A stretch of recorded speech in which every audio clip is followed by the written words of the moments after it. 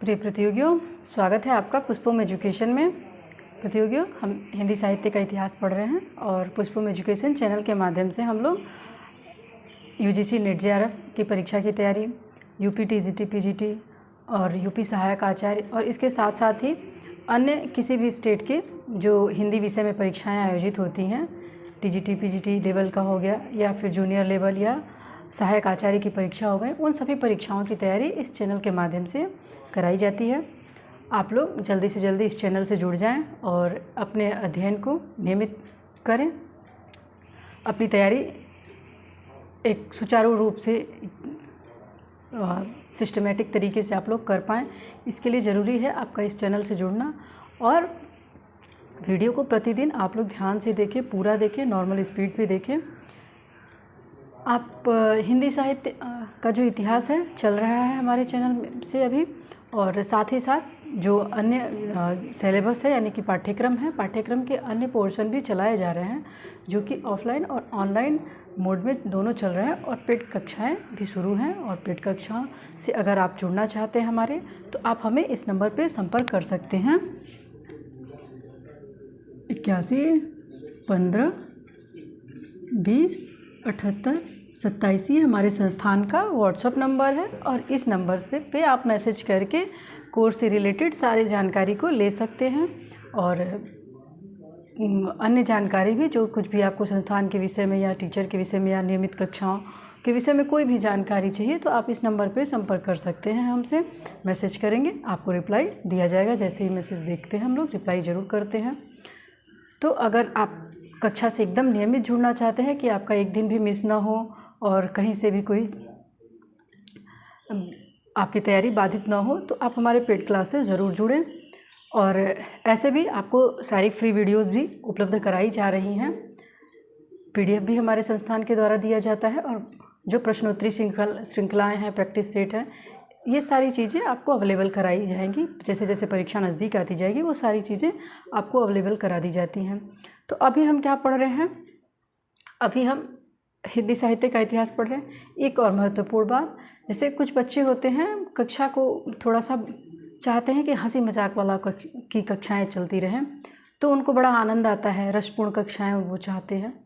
लेकिन मेरा मानना ऐसा है कि अगर आप विद्यार्थी गंभीर हैं, अगर गंभीर प्रतियोगी हैं, तो आपको इन सब चीज़ों से बचना चाहिए, क्योंकि हमारे संस्थान के द्वारा जो भी कंटेंट आपको उपलब्ध कराए जाते हैं वह बहुत ही गंभीर होते हैं और परीक्षा की दृष्टि से ही तैयार किए जाते हैं, परीक्षा की दृष्टि से अति महत्वपूर्ण होते हैं, इसीलिए वो आपको प्रदान किए जाते हैं। तो अब जब आपको टोटल कंटेंट उपलब्ध कराया जा रहा है, सटीक कंटेंट, जिससे आप सिर्फ परीक्षा के लिए तैयार हों, कहीं आपकी तैयारी इधर उधर उलझ ना जाए, भटक ना जाए, आप ढेर सारे उलझनों में ना पड़ जाएं, उस दृष्टि से तैयारी कराई जाती है, तो आपकी कक्षा भी गंभीर ही होगी। इसलिए आप अगर गंभीर विद्यार्थी हैं, गंभीर प्रतियोगी हैं, तो हमारे चैनल से अवश्य जुड़ें। और नहीं तो बाकी रोचकता के लिए बहुत सारे हंसी मजाक वाले चैनल्स हैं, आप लोग वहाँ पे भी देख सकते हैं फ़िलहाल। और भी आपको चाहिए कि भाई उस तरीके से कक्षाएँ चलें, जैसे कि आप अपने क्लास में पढ़ते हैं, तो उसके लिए आपको पेड बैच से जुड़ना होगा। बाकी फ्री वीडियो गंभीर क्लासेस ही दिए जाएंगे, ताकि जो ऐसे विद्यार्थी हैं जो कहीं पे भी एडमिशन नहीं ले पाते हैं, पेड क्लास से नहीं जुड़ पाते हैं, और उन्हें वो चीज़ें नहीं मिल पाती हैं जो परीक्षा के दृष्टिकोण से महत्वपूर्ण होती हैं। ऐसे तो बहुत सारी चीज़ें लोग बताते रहते हैं। हिंदी साहित्य का इतिहास पूरा समुद्र है, और उस समुद्र से कुछ भी निकाल करके फेंकते जाएंगे लोग, आप लोग इकट्ठा करेंगे, लेकिन वो किसी काम का नहीं होगा। लेकिन इस चैनल का उद्देश्य यही है कि आपको जो कुछ भी दिया जाए वो सटीक दिया जाए, महत्वपूर्ण दिया जाए, और परीक्षा की दृष्टि से ही उपयोगी हो वही दिया जाए। बाकी के अन्य चीज़ें यहाँ पे नहीं पढ़ाई जाती हैं। ऐसा भी हमारे साथ नहीं होता हमारे चैनल पे कि आप को 5 मिनट की कक्षा हो, सिर्फ 5 मिनट की महत्वपूर्ण बातें हों, और बाकी 15 मिनट 20 मिनट 1 घंटे की कक्षा में बाकी के सारे समय हंसी मजाक में गुजार दिए जाएं। ऐसा नहीं होता है। आप 10-15 मिनट या आधे घंटे की ही आपको कक्षा उपलब्ध कराई जाती है, और उसमें जो भी आप पढ़ते हैं वो बहुत गंभीर रूप से आपको पढ़ाया जाता है। एक एक बिंदुओं को ध्यान से पढ़ाया जाता है, महत्वपूर्ण पढ़ाया जाता है, ताकि वो परीक्षा में आपके काम आए। बाकी के पूरा समय आपको पड़ा हुआ है, आप आधा घंटा का वीडियो देख लीजिए, अपना नोट्स बना लीजिए, पढ़ाई कर लीजिए, उसके बाद पूरे दिन मौज मस्ती वाले चैनल्स देखते रहिए, कोई फ़र्क नहीं पड़ता। और आपकी तैयारी भी अच्छी होती रहेगी। तो आप अगर गंभीर विद्यार्थी हैं तो आप अवश्य जुड़े रहें चैनल से। हम आगे बढ़ते हैं। हम क्या पढ़ रहे थे? हिंदी साहित्य का इतिहास पढ़ रहे हैं, और हिंदी साहित्य के इतिहास में अब तक हम लोग जैन साहित्य को पढ़ रहे हैं। जैन साहित्य शुरू है। इसके पहले जो भी हिंदी साहित्य के इतिहास में क्रम से आते हैं वो सारी चीज़ें पढ़ा दी गई हैं। जैसे नाथ साहित्य हो गया, सिद्ध साहित्य हो गया। हम आदिकाल पढ़ रहे हैं तो सिद्ध साहित्य, नाथ साहित्य इत्यादि हो गया है धर्माश्रित काव्य के अंतर्गत। ये अंतिम चल रहा है जैन साहित्य, और जैन साहित्य से भी संबंधित जो कक्षाएं हैं वो आपको दी जा चुकी हैं। तो जो अब तक की कक्षा अगर आप लोग नहीं देखे हैं तो आप लोग प्लेलिस्ट में जा कर के एक बार पुनः उन सभी कक्षाओं को देख लेंगे, तो आगे आज की जो कक्षा है वो आपको अच्छे से समझ में भी आएगी और आपके अच्छे कंटेंट उपलब्ध भी हो जाएंगे, नोट्स भी आपका अच्छा बन जाएगा। तो अभी हम लोग क्या देख रहे थे? जैन साहित्य में सारी चीज़ें आपको बता दी गई थी, कुछ बताने के लिए शेष नहीं है। हम प्रमुख कवियों को देख रहे थे जैन साहित्य के। हम प्रमुख कवि या साहित्यकार को देख रहे थे। प्रमुख कवि में भी बहुत सारे हो चुके थे, पिछली कक्षा आप लोग ज़रूर देखेंगे, जिसमें जो इसके पहले के जो भी प्रमुख कवि हैं वो बताए जा चुके हैं। अब आज हम क्या देखेंगे? आज हम ये देखेंगे कि जो अगले महत्वपूर्ण कवि कौन है, विजय सेन सूर्य। हम अगले महत्वपूर्ण कवि को देखेंगे, विजय सेन सूर्य। सॉरी, ये सूर्य है, विजय सेन सूर्य। ये भी जैन साहित्य के या रास काव्य के महत्वपूर्ण कवि के रूप में हमारे सामने आते हैं, और इनकी रचना का नाम है रेवंत गिरिरास। रेवंत गिरिरास ये क्या है? ये विजय सेन सूर्य की रचना है, ये इनका ग्रंथ है। और इस ग्रंथ में क्या वर्णन है? सबसे पहले तो आप ये देखेंगे कि विजय सेन सूर्य की रचना कौन सी है? रेवंत गिरिरास है। और इसकी रचना काल क्या है? इसका जो रचना काल है ये 1231 ईस्वी है। 1231 ईस्वी में रेवंत गिरिरास की रचना होती है, और ये किसके द्वारा की जाती है? तो विजय सेन सूर्य के द्वारा की जाती है। इस रचना में क्या है कि जो रेवंत गिरि हैं, रेवंत गिरि में क्या है? तीर्थंकर नेमिनाथ जो हैं उनका वर्णन किया गया है। तीर्थंकर नेमिनाथ की प्रतिमा है, और रेवंत गिरि तीर्थ का वर्णन किया गया है। इसमें वर्णन क्या है? कथानक में क्या है कि नेमिनाथ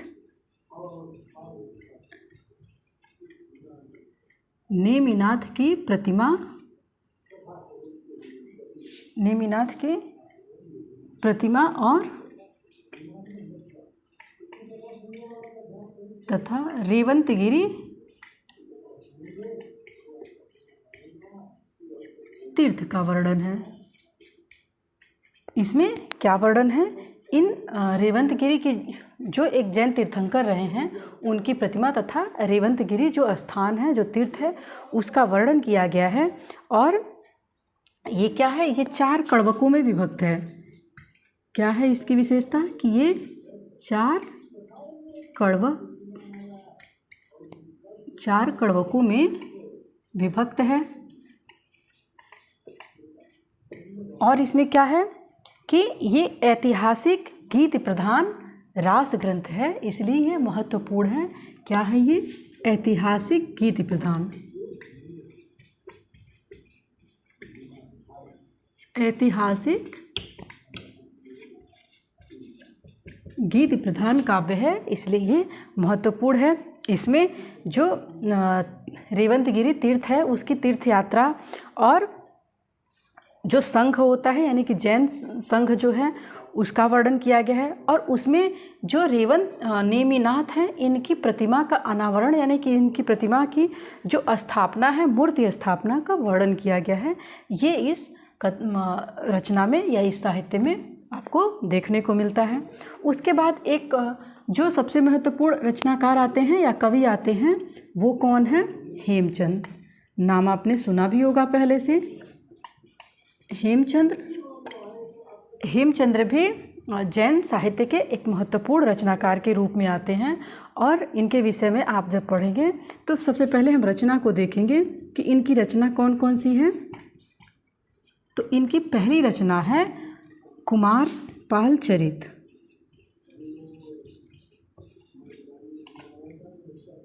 कुमारपाल चरित। दूसरी रचना है देसी नाममाला कोश। देसी नाममाला कोश, ये कोश ग्रंथ है जिसमें देशज शब्दों के प्रयोग के विषय में बताया गया है। और इनकी तीसरी रचना कौन सी है? तीसरी रचना है हेमचंद शब्दानुशासन। हेमचंद्र शब्दानुशासन। ये क्या है? ये हेमचंद्र की रचनाएं हैं। और चौथी रचना है इनकी, चौथी रचना क्या है? चौथी रचना है प्राकृतानुशासन। इसमें प्राकृत भाषा के प्रयोग के विषय में लिखा गया है। प्राकृतानुशासन।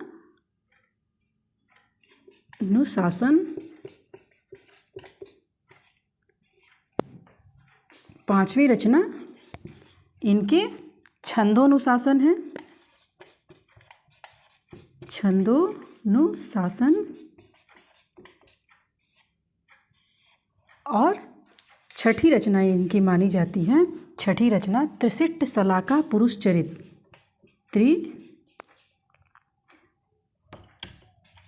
त्रिशिष्ट शलाका पुरुष चरित। ये कुल 6 रचनाएं हैं। किसकी?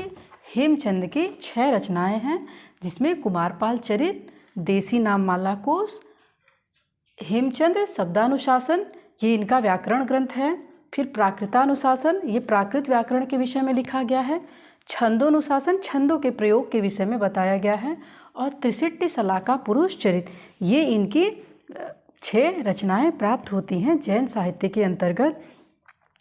इनको ये प्राकृत का व्याकरण लिखे थे, इसलिए इन्हें प्राकृत का व्याकरणिक कहा जाता है, यानी कि प्राकृत का प्रथम व्याकरण लिखने वाला ये कहा जाता है। और इनको प्राकृत भाषा का पाणिनि भी कहा जाता है। हेमचंद की रचनाएं हैं।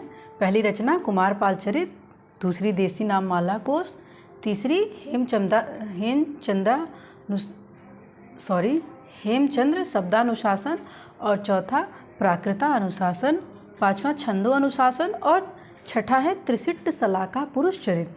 और हेमचंद को क्या कहा जाता है? हेमचंद को प्राकृत का पाणिनि कहा जाता है, क्योंकि इन्होंने प्राकृत भाषा का व्याकरण लिखा, इसलिए इन्हें प्राकृत का पाणिनि कहा जाता है। इसके साथ साथ ही इनके जो व्याकरण ग्रंथ हैं, इनके व्याकरण ग्रंथों में क्या है? अपभ्रंश के कई दोहों का अपभ्रंश भाषा के भी कई सारे दोहे इनके ग्रंथ में उद्धृत हैं, जिसके विषय में इन्होंने बहुत अच्छे से लिखा है। और उसमें क्या है कि श्रृंगार, नीति, भक्ति, वीर इत्यादि रसों में उनका वर्णन किया गया है। तो ये क्या है? इनके काव्य की या इनकी रचनाओं की विशेषता रही है। इसमें नायिका के सौंदर्य चित्रण का भी मार्मिक वर्णन किया गया है। ये सब सारी चीज़ें हमको हेमचंद में देखने को मिलती हैं। अब इसके बाद जो अगले विद्वान हैं या अगले कवि हैं, वो है सोमप्रभ सूरी। इनकी भी रचना को परीक्षा में बार बार पूछता है। सोमप्रभ सूरी, सोमप्रभ सूरी, ये भी एक महत्वपूर्ण कवि के रूप में आते हैं। और इनकी जो रचना है, इनकी रचना क्या है? कुमारपाल प्रतिबोध। रचना क्या है? कुमारपाल प्रतिबोध। ये बहुत बार परीक्षाओं में पूछा जा चुका प्रश्न है कि कुमारपाल प्रतिबोध किसकी रचना है। मैचिंग के लिए भी दे देता है, मिलान करने के लिए। तो आपको सभी कवियों के, जैन साहित्य के सभी कवियों के रचनाएं अच्छे से याद होनी चाहिए, तभी आप कर पाएंगे प्रश्न को। तो सोमप्रभ सूरी ने कौन सा ग्रंथ लिखा? कुमारपाल प्रतिबोध लिखा और इसका जो रचना समय है या रचना काल, इसका रचना काल क्या है? 12वीं शताब्दी है।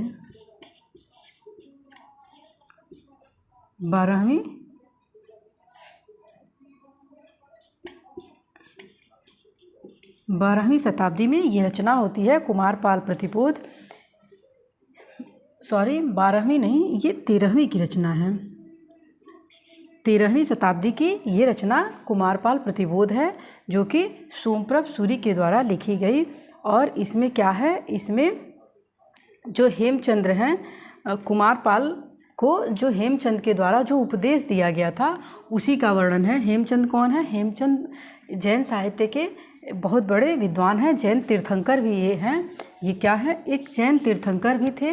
तो जैन तीर्थंकर थे और कुमारपाल को इन्होंने जो उपदेश दिया था, जिसके बाद उन्हें प्रतिबोध हुआ था, यानी अपना और इस संसार का ज्ञान हुआ था, तो उसी उपदेशों का वर्णन इसमें प्राप्त होता है कुमारपाल प्रतिबोध में। ठीक है।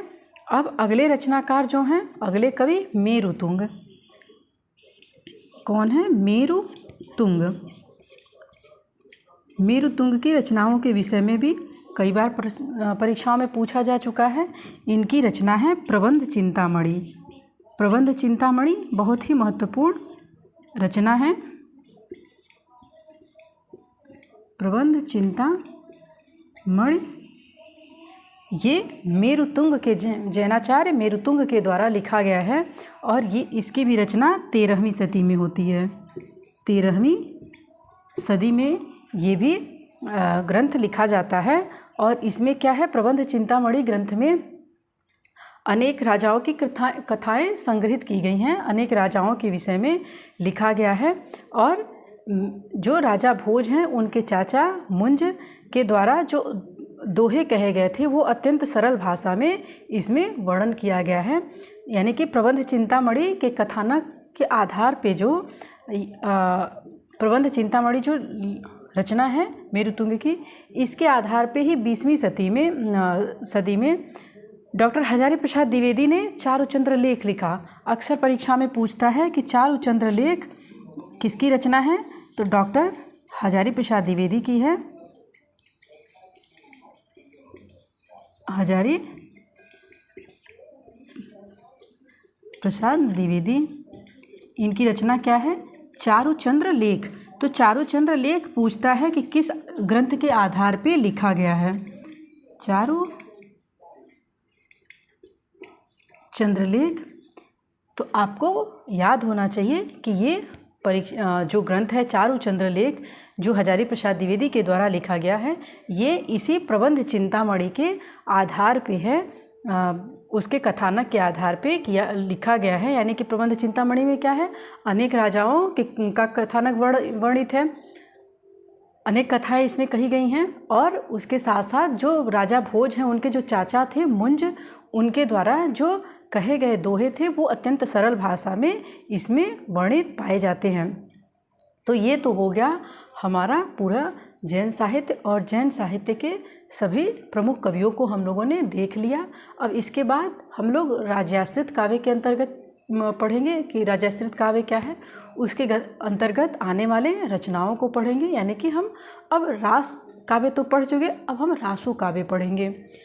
ठीक है। आप लोग कक्षा को ध्यान से देखिएगा, वीडियो को लाइक कर दीजिएगा, कमेंट करिएगा, और कैसी लगी कक्षा आज की आप लोग कमेंट करके ज़रूर बताइएगा। और हम अगली कक्षा में रासो काव्य को पढ़ेंगे। आज के लिए इतना ही। इसी के साथ धन्यवाद।